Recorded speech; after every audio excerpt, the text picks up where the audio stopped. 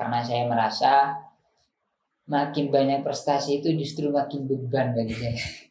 Jadi kalau di tingkat nasional itu mudah-mudah saja dapat prestasi, tapi di tingkat Jawa Timur ini saya sendiri pun nggak menyangka bisa dapat. Karena ikut lomba itu kan bagi saya ya 60%-nya ngandalkan pintar, 40%-nya ngandalkan hoki. Kalau tanpa belajar ngandalkan hoki saja, ya sehoki-hokinya kan kita gak punya persiapan. Kalau saya gagal itu rasanya berat sekali. Karena selain saya menanggung kegagalan saya sendiri, saya menanggung kekecewaan orang banyak gitu. Karena bagi saya, asalkan seorang itu ahli di bidangnya, kesuksesan itu akan datang sendiri.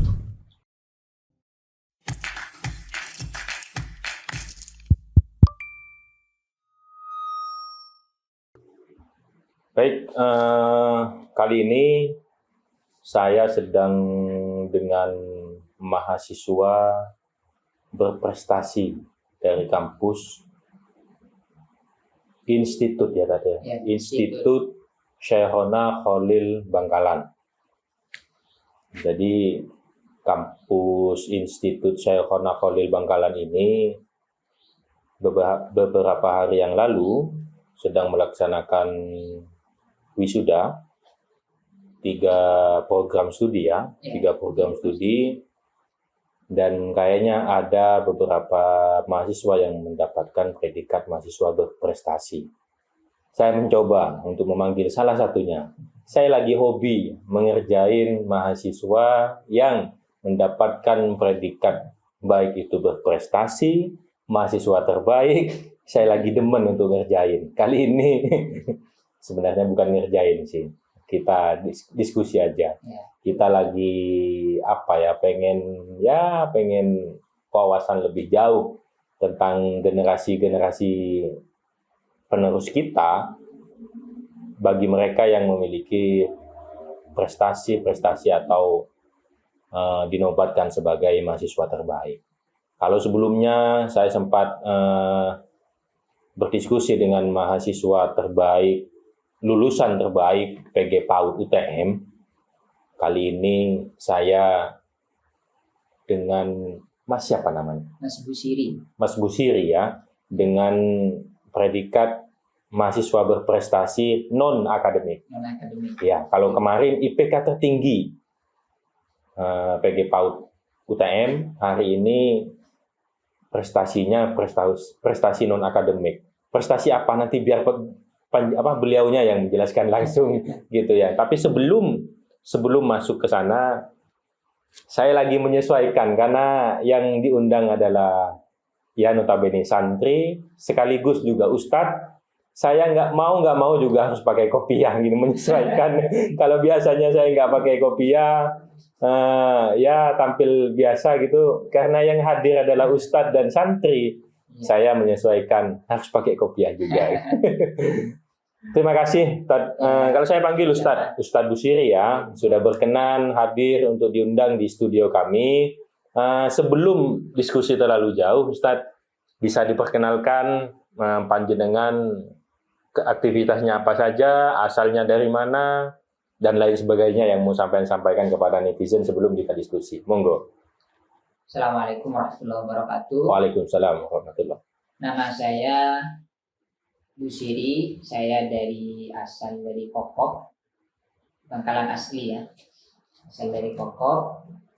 Untuk aktivitas saat ini, saya berada di salah satu pesantren yang ada di Bangkalan, namanya Zawiyah Syekhona. Beberapa bulan yang lalu, pesantren ini baru dibuka dan saya istilahnya kalau santri itu dipakon. Siap. Disuruh oleh kiai untuk mukim di sana. Dijelaskan dong, disampaikan siapa pengasuhnya.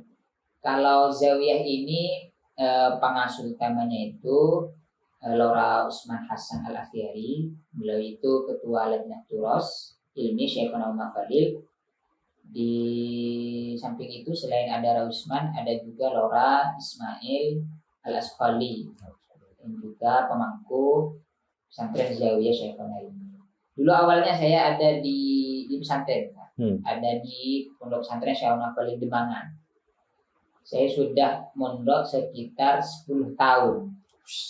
10 tahun ini. 10 tahun, ya 10 tahun. Tiba-tiba awal tahun sekarang, sekitar bulan Muharram, tiba-tiba disuruh pindah. Di pondok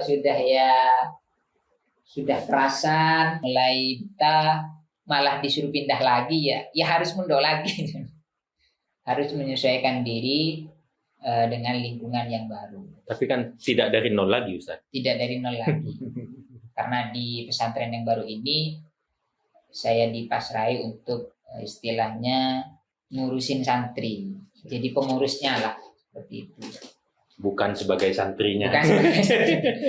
Kalau sebagai santri insya Allah saya yang duluan. Karena sudah 10 tahun mondok. Siap. Dan untuk kegiatan sehari-hari saya ya seperti halnya pesantren pada biasanya ya ngajar. Selain ngajar juga saya juga aktif menulis, Pak. Entah itu di website nasional maupun ada tugas-tugas dari lembaga-lembaga yang saya ikuti. Di antaranya itu saya ada di lembaga LTM PCNU. LTM PCNU. Sekarang ini ada tugas dari pimpinan untuk menulis sebuah buku. Jadi ya keseharian saya yang ngajar nulis seperti itu. Kecuali ada acara mendadak, ya saya mengikuti acara tersebut. Kalau dari segi pendidikan ya saya itu murni pesantren. Selama sampai saat ini saya itu hanya satu pesantren, itu di pesantren Demangan. Saya mondok itu sejak kecil, Pak. Sejak usia mungkin 13 tahun. 13 tahun. Jadi 13 tahun itu sudah berpisah dari lingkungan rumah. Jadi pulang mondok paling cuma 2 bulan, 3 bulan selama 10 tahun itu. Jadi sampai saat ini itu kok malah lebih betah di pesantren daripada di rumah. 13 tahun itu berarti usia lulus SD ya? Usia lulus SD. Berarti santri nyel ini. Lanjut, Ustaz. Ya. Lulusan pesantren. Kalau kuliah mungkin saya kuliah itu sejak lulus SMA. Usia lulus SMA itu sudah mulai kuliah.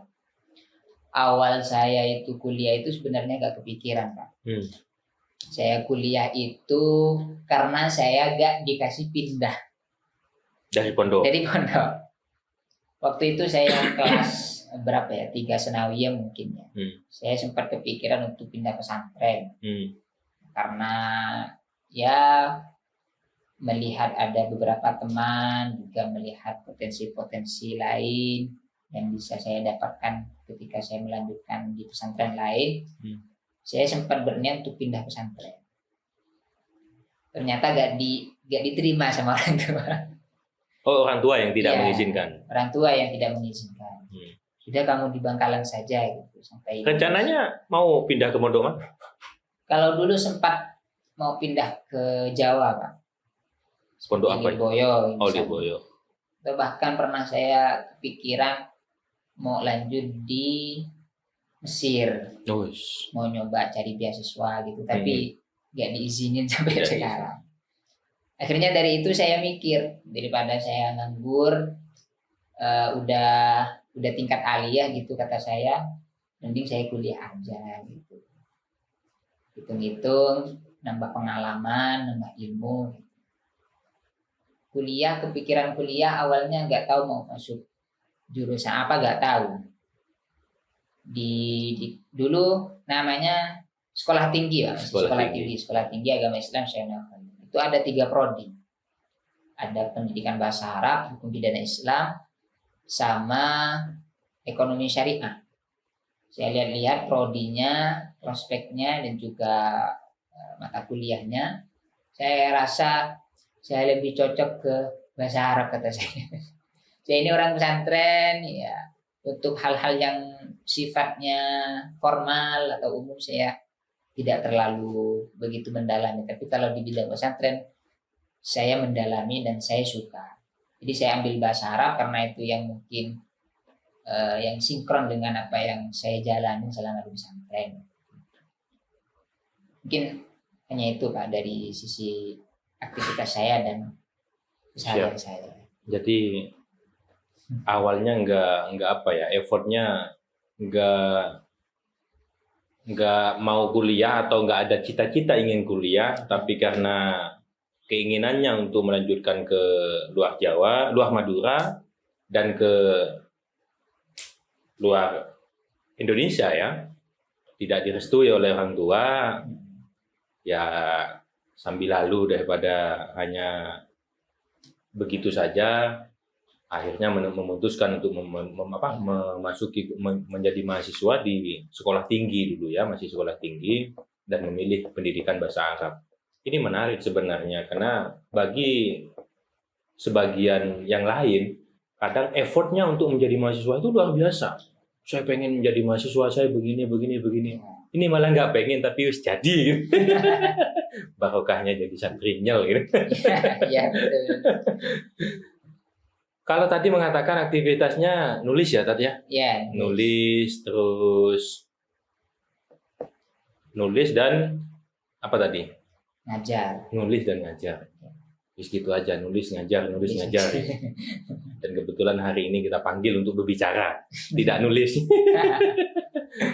Baik Ustadz, panjenengan dinobatkan sebagai mahasiswa berprestasi, Ya, betul. non-akademik. Non-akademik. Apa prestasinya? Prestasi yang saya dapatkan di kampus itu selain yang akademik, itu kategorinya lomba baca kitab. Lomba baca kitab. Ya. Jadi saya itu mulai dari sebelum kuliah ya, itu sudah biasa disuruh ikut lomba di pesantren. Mulai sejak mungkin 1 tahun mondok lah. Mungkin itu sudah biasa disuruh sama ustadz gitu ikut lomba, dan akhirnya sampai kuliah pun juga ikut lomba gitu. Alhamdulillah beberapa lomba saya dapat. Sudah berapa prestasi lomba yang dimiliki? Kalau keseluruhan ya mungkin 5 lebih. 5 lebih. Dari awal mondok. Tapi kalau saat kuliah itu paling tidak 5 kali. 5 kali lomba. Menang semua itu? Menang semua meskipun tidak juara 1. Bisa dirinci Tat, lomba di mana saja dan sebagai juara apa saja? Juara satunya atau juara berapa? Ya, yang pertama itu tahun 2021 ya, awal saya masuk kuliah itu. Saya ikut lomba di Bangkalan sini. Itu lomba Fathul Qorib yang diadakan kalau nggak salah oleh alumni Sukorejo. Itu ikatan alumni Sukorejo yang di Bangkalan mengadakan lomba. Saya ikut dan alhamdulillah pada waktu itu saya juara 2. Level kabupaten. Level kabupaten. Siap, juara 2 level kabupaten. Baca kitab ya? Baca kitab. Fathul Qorib ya. Oke, the next. Di selanjutnya itu tahun 2023 kalau tidak salah. Karena habis itu sedikit ada lomba, entah itu mungkin karena saya banyak aktivitas di organisasi kampus, juga mungkin minimnya informasi. Di 2023 itu saya ikut lagi, ikut di lomba baca kitab Pondok Pesantren Sidogiri. Di Pondok Pesantren Sidogiri. Dalam rangka Harlah Pondok Pesantren Sidogiri di 2023 itu lombanya lomba kitab Fathul Mu'in sama Fathul Wahab. Levelnya Jawa Timur. Sudah Jawa Timur. Alhamdulillah waktu itu dapat meskipun juara 3. Juara 3 baca kitab di Sidogiri, Harlah Sidogiri ya? Harlah Sidogiri. Level Jawa Timur. level Jawa Timur. Siap. Next. Kemudian di tahun 2023-nya lagi, saya rasa 2023 ini saya banyak prestasi. Siap. Meskipun nggak banyak, tapi alhamdulillah di 2023 ini beberapa lomba baca kitab saya ikuti. Setelah dari Sidogiri itu, saya ikut lomba MTK Kementerian Agama tingkat Jawa Timur. MTQ. MTK, lomba baca kitab tingkat Jawa Timur Kemenang. Oh. Yang diadakan oleh Kemenak ya, Pak ya? Yang diadakan oleh Kemenang. Tingkat Jawa Timur Tingkat ya? Jawa Timur. Juara? Saya masuk di kategori kuliah. Kuliah itu paling tinggi. Juara 1 lah gitu kalau gampangannya. Kuliah itu tingkat usia, Pak. Oh, siap. Usia sekitar usia 20 sampai 21 tahun itu tingkat kuliahnya. Saya ikut di situ, alhamdulillah juara 1. Juara 1 lomba baca kitab yang diadakan oleh Kemenak level atau tingkat Jawa Timur. Tingkat Jawa Timur. Tahun 2023. Tahun 2023. Panen prestasi 2023 ya. Iya, panen prestasi. Oke, the next. Mewakili pondok sebenarnya. Oh, mewakili pondok. Siap. Mewakili pondok. Oke, lanjut. Ada juga yang mewakili kampus sebenarnya. Tapi di 2021 kayaknya. Itu ada lomba tingkat provinsi juga. Tingkat nasional sebenarnya, tapi diadakan di Jawa Timur oleh salah satu kampus di Pasuruan. Itu kalau nggak salah kitab yang dilombakan itu Fathul Qorib. Fathul Qorib, alhamdulillah saya juga dapat juara 2. Yang mengadakan? Yang mengadakan itu kalau nggak salah STAI Al-Yasini Suruhan kalau nggak salah. Level nasional. Nasional tapi diadakan di Jawa Timur. Di Jawa Timur. Kampus lah. Juara? Juara 2. Juara 2 level nasional yang diadakan oleh Pondok Pesantren Jawa Timur ya, di Jawa Timur ya. Juara tahun 2021? 2021 kalau nggak salah. Sudah 3. The next. Dan yang terakhir tadi kan juara 1 tingkat Jawa Timur ya. Di 2023 otomatis saya lolos ke nasional. Yang Kemenak? Yang Kemenak. Oke. Karena yang di Jawa Timur itu sebenarnya tahap penyeleksian untuk tingkat nasionalnya. Wih, berarti mewakili Jawa Timur? Mewakili Jawa Timur. Ke nasional? Ke nasional. Wih, gak tanggung-tanggung. Oke. Ya, waktu itu tingkat nasionalnya juga diadakan di Jawa Timur. Di Lamongan, di Pondok Pesantren Sunan Derajat. Waktu itu mewakili Jawa Timur, fannya kitab Fathul Mu'in, fan fikih, bidangnya ulia masih. Saya itu dapat juara 2 tingkat nasional. Nasional ya? Ya, alhamdulillah meskipun tidak juara 1. Alhamdulillah juara 2. Level nasional mewakili Jawa Timur. Kalau tadi level nasional tapi diadakan di Jawa Timur. Ya, tingkat kampus. Kalau ini nasional yang diadakan oleh Kemenak mewakili Jawa Timur. Ya, mewakili Jawa Timur. Loh, saya ada sedikit masa iya. Mohon maaf ini bukan meremehkan beliaunya. Masa iya si Jawa Timur panjenengan juara 1 sehingga lolos mewakili Jawa Timur? Ya seperti itu adanya. Kalau soal lolosnya ya, saya pun juga sebenarnya nggak nyangka juga. Jangan-jangan main orang dalam nih.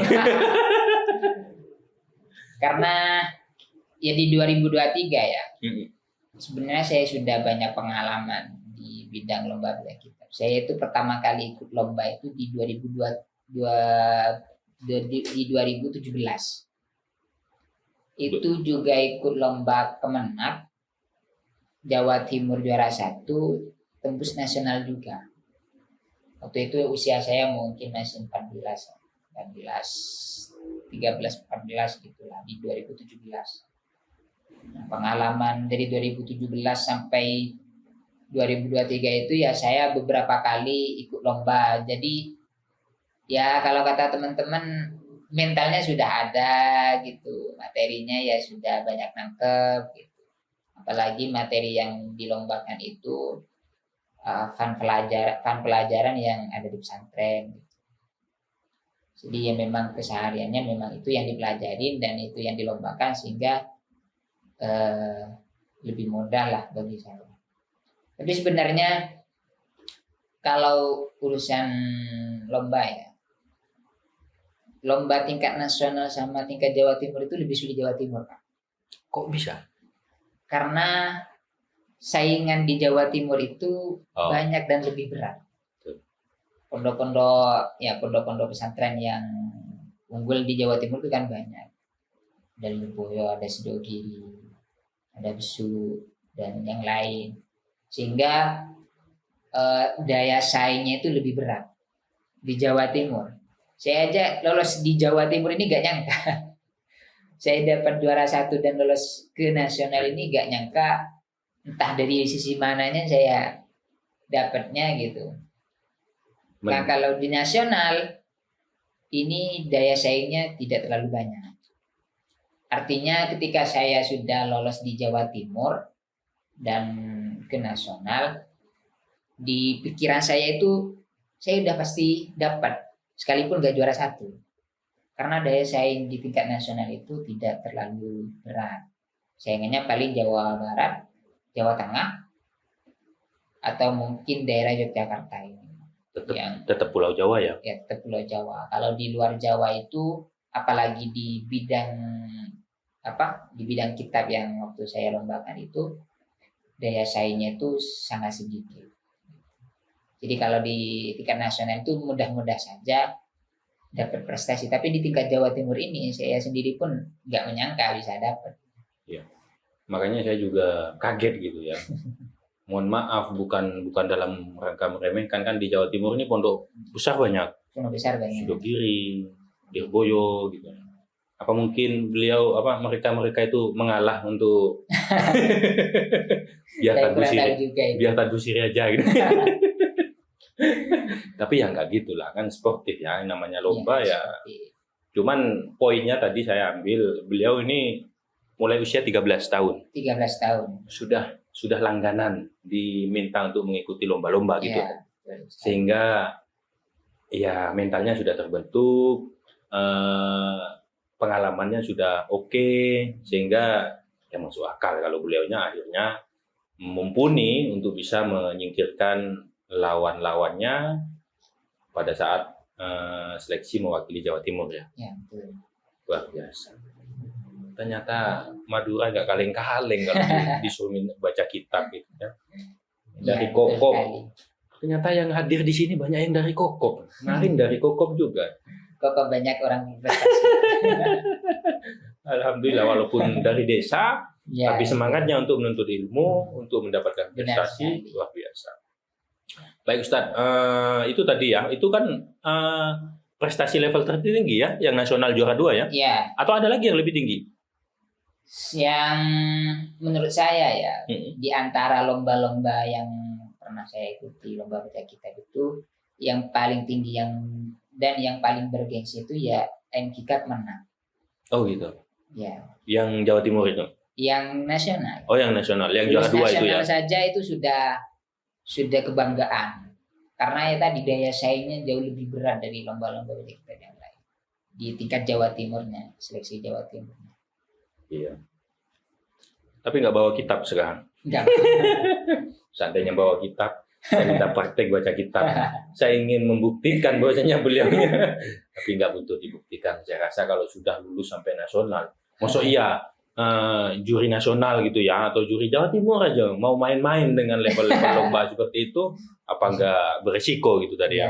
Jadi memang luar biasa Tadbusiri ini dari Kokop, dari Pondok Syaunah Holil, dari kampus kalau sekarang Institut Syaunah Holil, layak memang dan patut ya kampus memberikan predikat kepada yang bersangkutan sebagai mahasiswa berprestasi ya pada lulusan atau wisuda kemarin non akademik, yaitu prestasinya lomba baca kitab. Bisa berbagi tips tidak dengan santri yang lain misal atau dengan teman-teman yang lain, gimana sih caranya biar panjenengan bisa akhirnya bisa sampai ke level hari ini? Apa dan triknya atau panjenengan memang mengalir begitu saja tanpa ya enggak lah, pasti ada ceritanya. Enggak Ustaz. Ini bocoran ini. Siap. Bocoran dari pusat ini. Ya sebenarnya kalau garis besarnya ya, tipsnya ya yang penting kita mau belajar terus. Karena dari beberapa lomba yang saya ikutin itu tidak semuanya saya menang. Siap. Ada beberapa lomba yang kalah. Gitu. Termasuk pertama kali saya ikut lomba level nasional itu saya malah dapat juara 6, harapan 3, berada di posisi ke-6. Tapi dari itu saya mikir bagaimana daya saing saya ini semakin meningkat. Bagaimana kemampuan saya dalam membaca kitab ini semakin meningkat. Gitu. Jadi dari itu saya makin semangat lagi belajarnya, makin semangat lagi mutolaahnya. Karena bagi saya itu kegagalan itu bukan akhir untuk kita memperjuangkan apa yang kita impikan. Tapi kegagalan itu menjadi bahan untuk kita terus semangat agar meraih apa yang kita inginkan. Jadi dari itu saya belajar dari kesalahan apa yang mungkin saya lakukan atau apa mungkin kesalahan saya waktu itu sehingga saya tidak bisa memaksimalkan potensi saya. Dari itu saya terus belajar. Di samping itu saya juga mencari bimbingan karena kalau lomba-lomba seperti ini atau prestasi-prestasi seperti ini kan butuh guru pengalaman juga Pak. Gitu, sharing-sharing dengan senior, sharing-sharing dengan guru-guru yang pernah juga juara gitu gimana tipsnya. Jadi kalau saya simpulkan dari beberapa tips yang saya dapatkan atau beberapa pengalaman yang saya dapatkan, kuncinya itu satu, materi yang siap, yang kedua ketenangan dalam setiap mengikuti lomba. Karena ikut lomba itu kan bagi saya ya 60%-nya mengandalkan pintar, 40%-nya mengandalkan hoki. Hoki? Ya. 40%-nya hoki ya? 40%-nya. Kalau tanpa belajar, mengandalkan hoki saja, ya sehoki-hokinya kan kita gak punya persiapan. Mengandalkan belajar saja tanpa adanya keberuntungan, itu ya kadang kita dapat pertanyaan yang begitu sulit, gitu. Di luar jangkauan belajar kita. Kita sudah bersungguh-sungguh belajar, tapi yang ditanyakan malah selain yang kita pelajari, gitu kan. Itu termasuk dari hoki juga. Jadi selama saya ikut lomba, yang saya lakukan itu menenangkan diri. Jadi kalau ikut lomba, pikiran gak tenang, hati gak tenang, pelajaran itu hilang semua. Ditanyakan sama juri itu gak bisa jawab, gemeteran. Jadi ketenangan dalam setiap melakukan apapun ya, tenangan diri, fokus itu sangat penting. Di samping itu kemampuan dirinya juga semakin ditingkatkan, belajarnya juga ditingkatkan. Saya rasa garis besarnya itu. Tapi kalau secara mendetail yang saya lakukan ya mungkin tidak jauh beda ya dengan yang dilakukan oleh peserta-peserta lain. Cuma mungkin di cara belajarnya saja yang berbeda dengan yang lain. Saya itu tipe orang yang kalau belajar harus di tempat yang hening agar pikiran tenang gitu, agar ya hati tidak sibuk memikirin kemana-mana gitu. Pelajaran tempat nangkep. Di samping itu juga untuk mempersiapkan lomba saya sudah memperkirakan apa saja yang akan ditanyakan juri. Setiap bab misal itu diperkirakan nanti kalau saya baca bab ini saya akan ditanyakan apa saja, itu sudah saya siapkan. Selebihnya itu saya hanya mengandalkan ya keberuntungan, terus mengandalkan ketenangan hati. Ada teman saya Pak, orangnya pinter banget, saya ngakuin. Dia itu di ilmu fikihnya pintar, di ilmu usul fikihnya pintar juga. Tapi ketika ikut lomba, karena ya tadi 40%-nya hoki, gitu. Yang ditanyakan ke dia sama dewan juri itu lebih sulit daripada yang ditanyakan ke peserta lain. Gitu. Jadi ya teman saya ini gak bisa apa-apa. Karena ya itu tadi, sekalipun sudah belajar bagaimanapun, apa yang kita hadapi ketika waktu lomba itu kita nggak tahu gitu. Makanya ketenangan itu menurut saya kunci lah. Selain ya kita tidak kepikiran kondisi ketika ikut lomba, ketenangan itu membuat kita berpikirnya lebih jernih. Sekalipun nggak pernah belajar, kita itu bisa mikir, bisa mengira-ngirakan apa yang bisa saya jawab untuk dewan juri. Secara singkatnya seperti itu Pak tipsnya. Siap. 60% persiapan ya. Iya 60% 60% persiapan, 40%-nya hoki atau kesiapan mental. Kesiapan mental. Gitu ya. Saya tidak mau membahas yang 60% karena sudah umum ya. Ya. Persiapan siapapun untuk mengikuti lomba atau audisi apapun ya mempersiapkan kan begitu. Ya. Itu hanya mencapai 60%. Saya akan sedikit mau membahas tentang 40%-nya. Hoki atau kesiapan mentalnya. Ustadz Bushiri. Ya. Adakah atau jangan-jangan nih panjenengan kehokian ini ada hal yang dilakukan gitu ya. Jangan-jangan pikiran jelek saya, jangan-jangan Tad Bushiri ini punya metode atau ya punya metode ketika ikut lomba sehingga jurinya misal itu memberikan pertanyaannya tidak sulit. Misal apakah didoain, apakah difatihahin atau malah dipelototin gitu misal. Ini metode bagaimana mencapai hoki yang 40%. Adakah tipsnya Tad Bushiri? Atau hoki itu yang mengalir begitu saja misal tidak bisa diapa-apain misal. Saya khawatir ini beliau punya bacaan khusus untuk menundukkan siapa? Dewan jurinya biar pertanyaannya nggak terlalu berat gitu ya. Monggo gimana? Ya kalau doa-doa nggak ada ya kayaknya. Tapi kalau persiapan dan langkah-langkah mungkin ada. Di antaranya ya kalau sebelum lomba itu saya biasa tidak belajar. Sebelum masuk ruangan mungkin ya.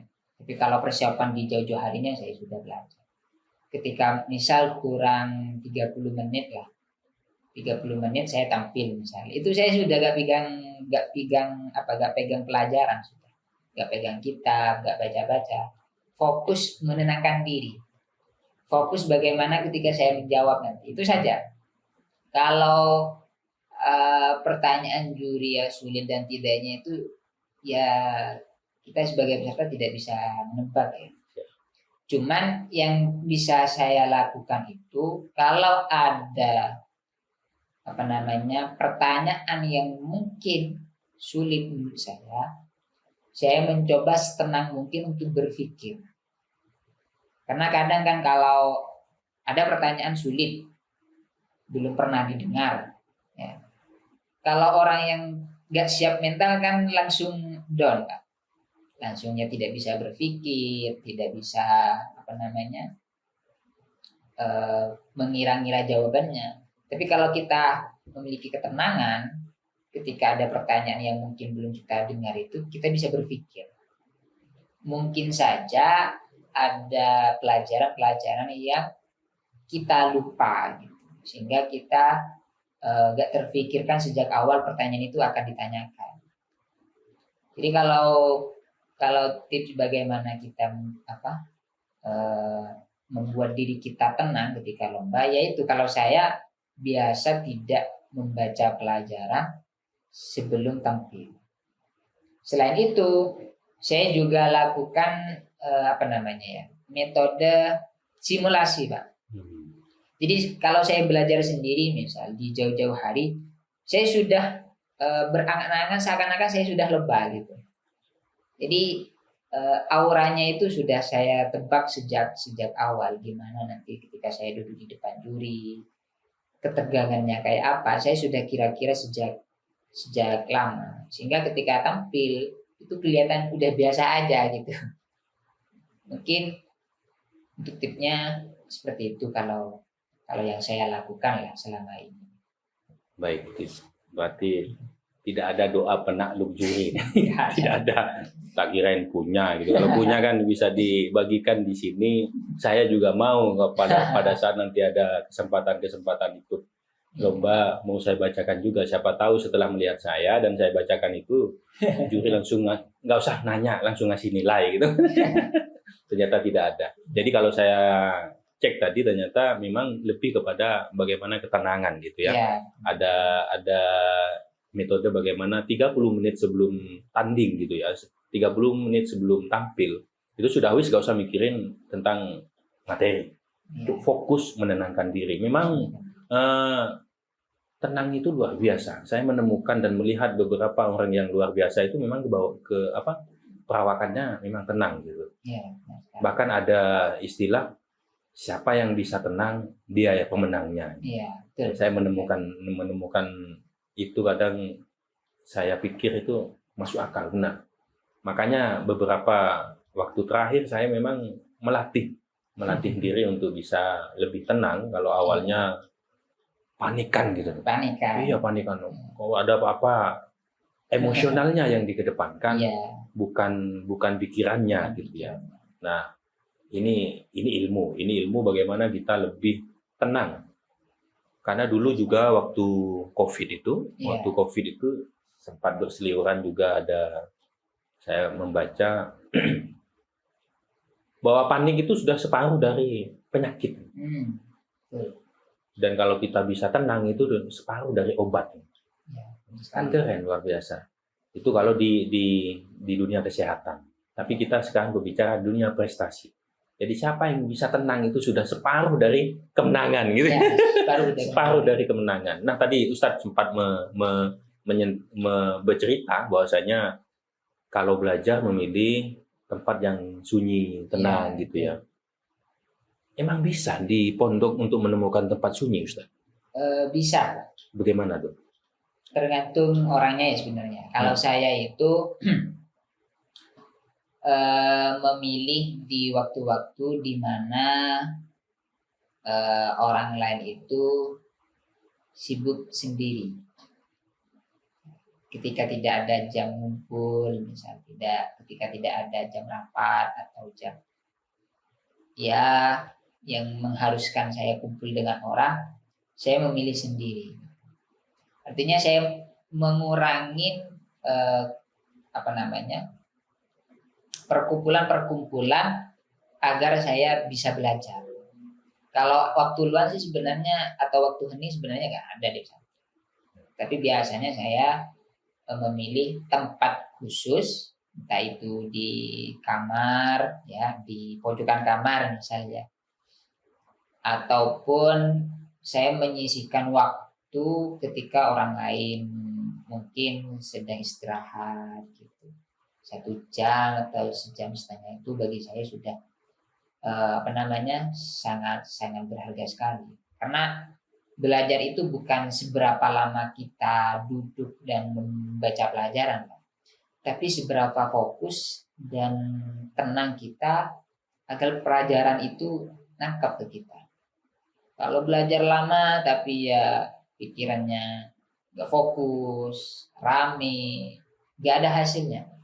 Yang hasilnya ya cuman hasil membaca saja, tapi apa yang kita tangkap itu gak ada. Tapi kalau waktu sebentar, meskipun sebentar, dengan pikiran yang tenang, dengan hati yang tenang, dengan segala kesibukan yang sudah dilepas oleh kita, maka apapun yang kita baca, apapun yang kita pelajari itu cepat nangkap bagi kita. Itu sih kalau yang saya lakukan selama ini. Saya itu tipe orang yang pilih-pilih tempat tidur, Pak. No. Karena itu tadi lingkungan sangat mempengaruhi. Ya, kalau saya banyak berada di tempat keramaian, ya saya akan terkontaminasi. Ngobrol, sudah gak bisa dihindari. Saya pegang buku, yang lain gak pegang buku, ya pada akhirnya saya ikut ngobrol juga gitu.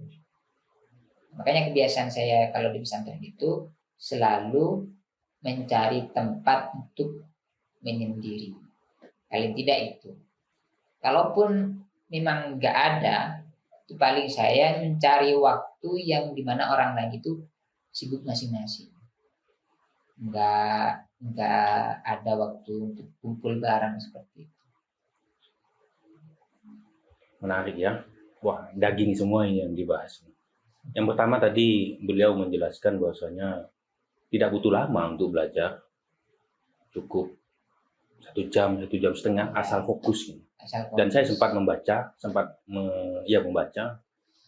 bahwasanya memang setiap pribadi itu punya keterbatasan untuk fokus. Bahkan seorang ilmuwan itu dari hasil penelitiannya menemukan katanya kita itu hanya mampu fokus beberapa menit gitu ya, beberapa menit. Selebihnya itu walaupun kita mau itu kita nggak akan bisa fokus karena terbatas. Kemampuan untuk kita fokus itu terbatas. Maka walaupun belajar lama, misal besok saya lomba semalaman belajar, ya percuma karena yang fokus juga tidak akan semalaman gitu ya. Dan yang akan masuk itu pada saat yang fokus saja. Itu tipsnya ya. Jadi sebisa mungkin belajar sedikit-dikit tapi continue, istiqomah. Cuman saya yang penasaran nih, tetap masih penasaran walau beliaunya sudah menjelaskan biasanya mencari waktu-waktu yang khusus gitu ya. Tapi di pondok, saya pernah mondok gitu. Saya pernah mondok menemukan tempat-tempat yang sunyi itu tidak mudah. Boleh dijelaskan secara gamblang tidak? Apakah ke kamar mandi langsung atau tutup kamar mandi misal atau ke kamar tutup kamar atau naik ke lantai paling atas sehingga tidak ada siapa-siapa atau gimana? Kalau di pondok setahu saya sulit untuk menemukan tempat-tempat yang sunyi dan tidak diganggu oleh teman-teman yang lain. Gimana? Ya, kata saya tadi itu, Pak. Kalau kita cari tempat yang sepi, gak ada orang, memang sulit. Tapi kalau kita cari tempat di mana orang itu sibuk masing-masing, itu mungkin ada. Seperti contoh ketika saya mungkin masih di kelas ibtidah ya, yaitu pernah menerapkan belajar di musola pondok di waktu sore sama duhur. Harus sendiri. Karena kalau berdua itu ujung-ujungnya ngobrol juga. Kecuali memang diskusi. Jadi kalau sendiri meskipun di sampingnya lagi ada orang atau mungkin rame, semuanya fokus ngaji masing-masing. Nggak ada yang bisa mengganggu kita meskipun ada suara, tetapi nggak ada interaksi ke kita. Beda kalau kita mau belajar ketika ada di kamar, di mana kamar itu ya tempatnya orang ngumpul gitu. Nggak bisa, meskipun kita mencoba untuk membuka buku ataupun membuka kitab, pasti ada teman yang entah itu memanggil, ngobrol, menanyakan. Kecuali kita menghiraukan semuanya itu. Meskipun ada orang nanya, ada ngobrol, kita tidak nyaut. Tapi sedikit pasti ada pengaruh. Sedikit pasti mengganggu ke kita. Tapi kalau kita di tempat-tempat di mana orang itu fokus masing-masing, kita akan lebih fokus. Ibaratnya kalau di tongkrongan lah. Kalau di tongkrongan sibuk ke HP masing-masing, maka akan fokus masing-masing. Seperti itu. Kalau tempat yang sunyi memang nggak ada sih di pesantren. Ya kecuali di lorong mungkin ya yang nggak ada orang. Tapi kan untuk tidur di sana saja kan beresiko kalau di pesantren karena dilarang oleh pengurus. ya mengandalkan waktu-waktu di mana orang lain sibuk masing-masing, ataupun waktu di mana orang lain itu istirahat. Misal menyisihkan waktu setelah jam 12 malam gitu, di mana orang lain sudah istirahat, ataupun di waktu siang di mana orang lain itu banyak sudah istirahat. Di situ waktu-waktu tenang untuk mulai membaca, mulai mempelajari. Ini memang yang ternyata sepertinya yang menjadi clue gitu ya kalau saya mengikuti penjelasannya. Jadi memang di pondok pesantren itu tidak mudah untuk menemukan tempat yang sunyi atau sepi, kecuali mau tutup pintu di kamar mandi misal gitu ya, tapi itu tidak memungkinkan juga. Ternyata beliaunya, kalau saya membaca dari ceritanya, beliau lebih ke bagaimana menyisihkan waktu di saat teman-temannya sibuk sendiri, atau pada saat mereka yang lain sedang istirahat. Bisa di jam 12 malam dan lain-lain gitu ya. Itu waktu paling enak gitu kalau memang gaya belajarnya memang harus sepi dan sunyi gitu ya. Memang saya juga pernah nih kembali membaca bahwasanya setiap orang itu punya waktu yang sama, 24 jam. Presiden Prabowo pun misal hari ini waktunya 24 jam. Seorang Busiri juga, Ustadz Busiri juga memiliki waktu 24 jam. Tinggal 24 jam itu digunakan untuk apa? Apakah 24 jam itu digunakan untuk tidur semuanya? Atau 24 jam itu digunakan untuk belajar semuanya? Atau seperti apa? Sehingga ada yang unik, ada yang menarik gitu ya pada saat teman-temanmu menggunakan waktunya untuk tidur, untuk istirahat, dan kamu memilih untuk bangun dan belajar sejenak gitu, itu sudah menjadi pembeda antara kamu dan teman-temanmu dalam menggunakan waktu. Itu sebenarnya clue-nya yang penting. Dan ada lagi satu kalimat lagi bahwasanya jika kamu fokus pada impian, maka bersiaplah kamu kesepian. Karena beliau tadi menjelaskan bahwasanya kalau jangankan rame-rame, berdua saja. Walaupun niatnya sudah pengen belajar gitu ya, akhirnya nggak jadi juga. Jadi ngobrol gitu ya. Jadi kalau memang siapapun yang ingin fokus membangun impian masa depannya atau mimpinya, harus siaplah menerima kesepian dan kesunyian. Menarik ini. Daging semua yang dikasih oleh Tad Busiri ini. Jadi siapapun, misal Anda adalah seorang santri misal, atau siapapun, tidak harus santri ya Tad ya? Seorang pembelajar misal siapapun dan seorang yang ingin memiliki impian, ini bisa diterapkan metode-metode yang digunakan oleh Tad Busiri, dan ini ampuh hingga saat ini sudah membawanya kepada juara 2 nasional. Ustadz, saya ingin, ternyata tidak terasa waktunya sudah hampir 1 jam. Saya ingin nanya lebih jauh nih tentang hoki, masih tentang hoki, tidak tentang yang 60%. Saya lebih tertarik dengan yang 40% ini karena penentu ini sebenarnya. Selain metode-metode tadi yang digunakan oleh Tad Busiri, pernahkah pada saat ingin ikut lomba ada ritual-ritual khusus, misalnya nelpon orang tua atau apalah gitu istilahnya, yang khusus yang tidak umum misal, ada tidak? Kalau yang saya sering lakukan ya, yang pertama itu saya kalau mau ikut lomba apapun jarang memberitahu orang, kecuali orang tua sendiri ya, minta doa dan semacamnya kalau orang. Karena kalau saya memberitahu banyak orang, saya itu punya beban memenuhi ekspektasi mereka. Gitu. Ya delegasi pesantren, delegasi di Jawa Timur. Jadi ekspektasi mereka itu bagi saya itu beban. Saya mending ikut lomba atau apapun, ya gak ada orang tahu. Saya juara ya mereka juga ikut senang gitu. Saya gak juara ya saya sendiri yang merasakan. Gitu.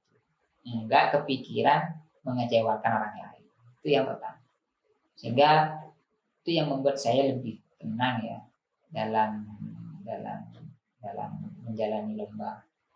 Kemudian kalau ya ritual yang biasa saya lakukan mungkin ala-ala santri yang lain juga ya.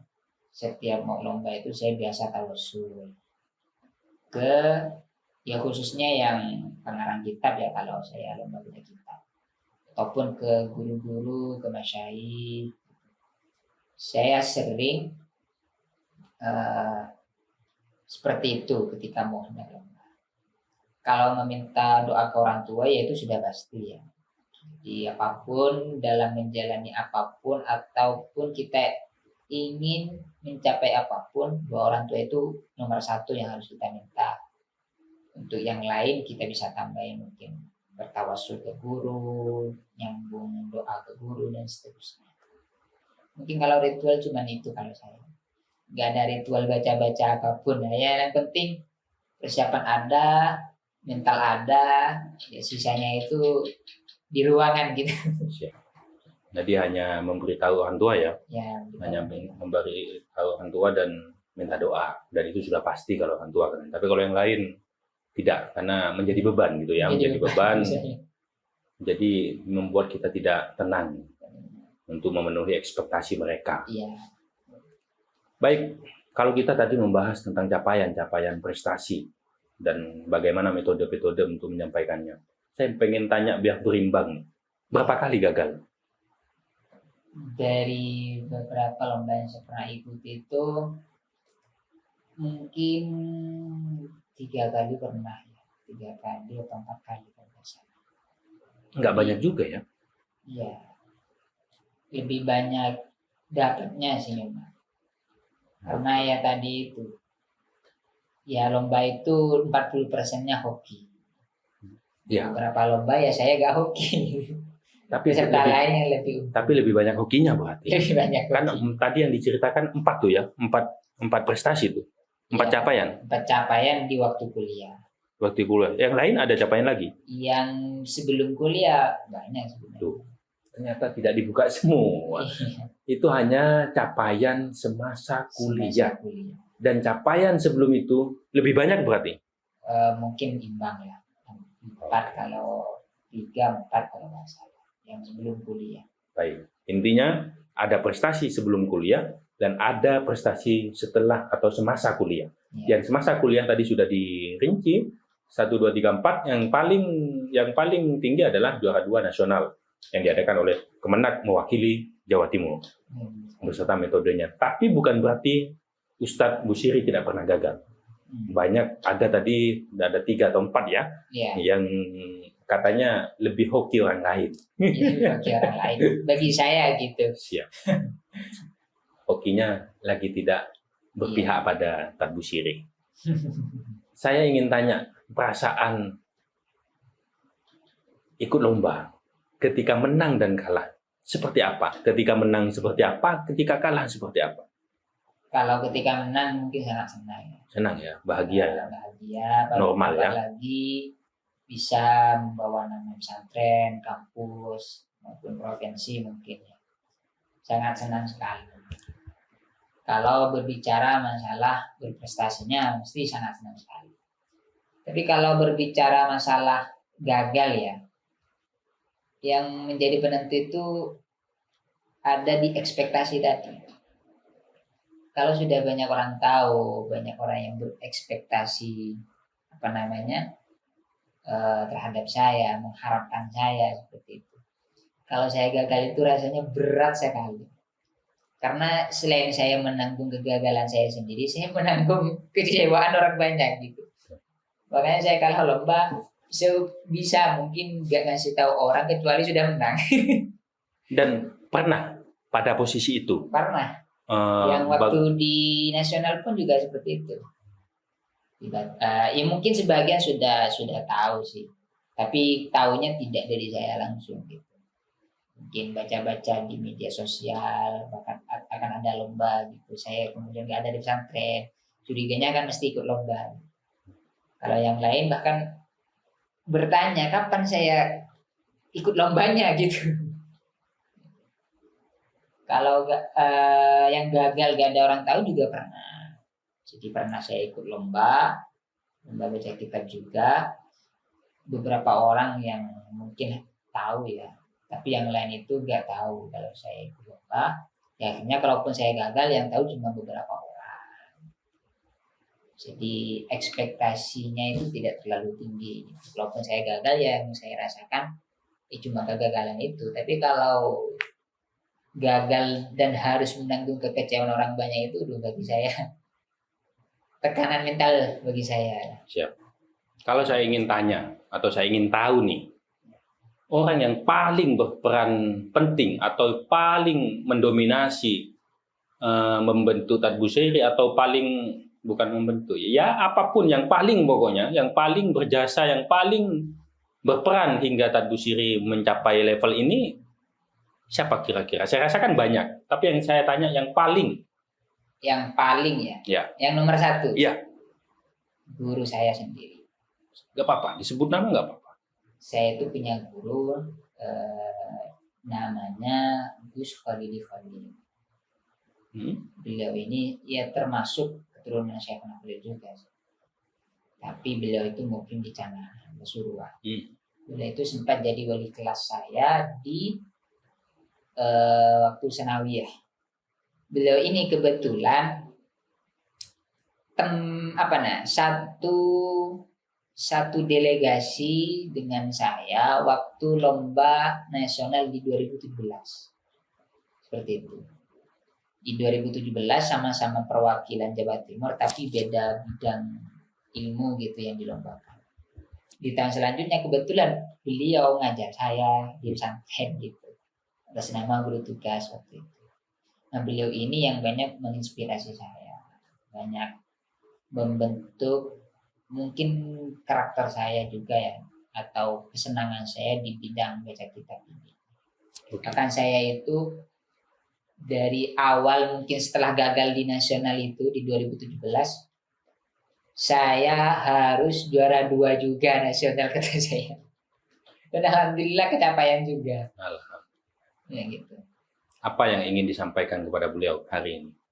Ya, dari saya untuk beliau, ya saya mengucapkan banyak terima kasih telah banyak menginspirasi saya. Beliau tidak hanya pendidik tapi juga motivator bagi saya sendiri. Motivator tidak hanya dari nasihatnya tapi juga dari perilaku beliau, aktivitas beliau, itu sangat menginspirasi sekali bagi saya. Sangat memotivasi diri saya sendiri. Seperti beliau aktif menulis, itu saya tergerak untuk menulis itu karena melihat beliau juga. Saya keinginan terus untuk ikut lomba itu ya karena beliau juga. Atau bahkan saya mungkin aktif di di bidang basul masail ya kalau di pesantren. Ya karena beliau juga. Jadi kebanyakan apa yang saya dapat hari ini sebagian besar itu dibentuk oleh beliau yang saya rasakan. Tapi tidak menafikan guru-guru yang lain juga berperan, tapi yang paling bagi saya membentuk diri saya itu beliau. Kan sudah saya sampaikan tadi bahwasanya ya pasti banyak yang berperan, tidak hanya satu, cuman saya ingin tahu yang paling saja gitu. Kalau yang pasti banyak gitu ya. Ternyata itu yang paling memotivasi beliau. Ya, paling memotivasi. Saya penasaran dengan capaian hari ini yang sudah menjadi level juara 2 nasional, mewakili Jawa Timur, dan akhirnya dinobatkan sebagai mahasiswa berprestasi waktu lulus wisuda Institut Syahrona Khalil beberapa waktu yang lalu. Apa cita-cita Ustaz Busiri Ke depannya? Ya. Kalau keinginan saya ke depannya, tentu saya ingin lebih mendalami apa yang saya bidangi, yaitu di bidang ilmu agama, khususnya fikih. Selain itu saya juga ingin jadi penulis profesional gitu. Karena bagi saya itu beberapa kali dapat wejangan dari guru saya yang tadi itu. Mulai dari awalnya tergerak ke baca kitab, lalu tergerak ke bidang penulisan.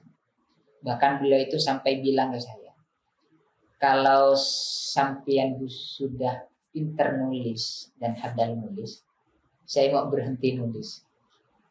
Kata beliau, waduh, jangan Pak gitu. Sampai segitunya ya. Sampai segitunya. Semotivator beliau ke saya seperti itu. Jadi ya setelah apa yang sudah saya capai saat ini, tidak lain ya saya terus tingkatkan lah. Tidak lebih dari itu, karena saya merasa makin banyak prestasi itu justru makin beban bagi saya. Bebannya apa ya? Karena ekspektasi orang itu makin tinggi. Saya begini, saya begitu. Jadi saya itu selalu berusaha, saya tidak berhenti sampai sini. Saya terus dalami mungkin bidang yang pernah atau yang selama ini saya tekuni. Saya juga tekuni apa yang mungkin saya suka dan apa yang ingin saya capai, terutama di bidang penulisan. Mungkin cita-cita saya itu yang paling besar itu saja. Bagaimana diri saya ini semakin meningkat di bidang yang saya tekuni. Karena bagi saya, asalkan seorang itu ahli di bidangnya, kesuksesan itu akan datang sendiri. Tidak usah mikir mau jadi apa, yang penting di bidangnya itu sudah ahli, itu sudah datang sendiri. Profesinya atau pekerjaannya ataupun nanti jadi apa itu datang sendiri. Orang jadi dokter karena kan dia ahli mengobati gitu. Ya, profesi dokter itu datang sendiri. Orang alim, pinter, ilmu agamanya mendalam, predikat alim, kiai dan seterusnya itu kan datang sendiri. Ataupun di bidang lain, mungkin di bidang sejarah, dia ahli sejarah, maka istilah sejarawan itu akan melekat sendiri. Jadi bagi saya itu yang penting bagaimana saya terus meningkatkan diri lah. Kalau cita-cita ataupun apapun itu saya nggak terlalu tergambar mau jadi apa. Yang penting apa yang saya bidangi ini saya selalu tingkatkan. Baik. Kalau saya menggarisbawahi gitu ya, nggak tahu, mumpung orangnya benar nih, tak konfirmasi langsung. Ya. Berarti ingin menjadi penulis ahli dalam bidang menulis keilmuan agama gitu ya. Keilmuan agama. Kalau lebih dispesifikan lagi, mau menjadi penulis kitab gitu ya.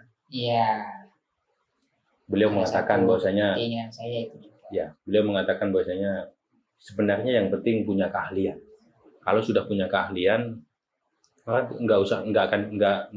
nggak bingung lagi gitu. Karena apa-apa akan datang dengan sendirinya. Predikat-predikat dan segala macam tetek bengeknya itu akan datang asal kita punya keahlian. Yang repot itu pada saat kita tidak punya keahlian.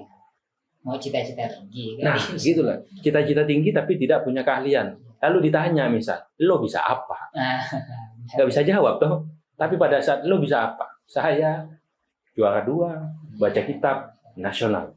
Kan ketahuan sudah. Oke, berarti tinggal bagaimana keahlian itu dimanfaatkan misal. Oke, kamu ngajar misal atau kamu begini sesuai dengan keahlian. Tapi yang repot pada saat kita tidak punya keahlian. Luar biasa, Tan Bushiri. Baik, karena waktunya sudah 1 jam lebih, nggak terasa ini. Padahal masih banyak yang pengen saya diskusikan sebenarnya. Tapi memang waktu harus dibatasi. Terakhir, Ustadz, silakan saya ingin minta closing statement atau statement penutup, baik itu untuk siapapun terserah dari Ustadz, monggo. Menurut saya kunci untuk orang itu jadi sukses ya. Karena sekarang itu kita berada di zaman di mana orang itu sangat berambisi untuk jadi orang sukses. Kunci yang menurut saya itu paling penting adalah pengetahuan. Karena kalau saya mengutip apa yang dilakukan Ibnu Hazm itu, bahwa pengetahuan itu akan membuat manusia itu semakin sejahtera. Orang menjadi pembisnis handal, ya itu pasti ada ilmu. Orang menjadi mungkin ilmuwan besar, ya pasti itu ada ilmunya. Dan beberapa kesuksesan lain yang ingin dicapai itu pasti ada ilmunya. Maka dari itu, apapun bidang yang ingin kita dalami, maka hendaknya kita tekuni pengetahuan yang ada di bidang itu. Mungkin hanya itu yang bisa saya sampaikan. Kalau Anda ingin menguasai dunia, kuncinya adalah ilmu. Kalau Anda ingin mencapai kebaikan akhirat, juga kuncinya adalah ilmu. Dan jika Anda ingin menguasai atau mencapai keduanya, keberhasilan keduanya, maka itu juga dengan ilmu. Betul. Baik, terima kasih. Assalamualaikum warahmatullahi wabarakatuh. Waalaikumsalam warahmatullahi wabarakatuh.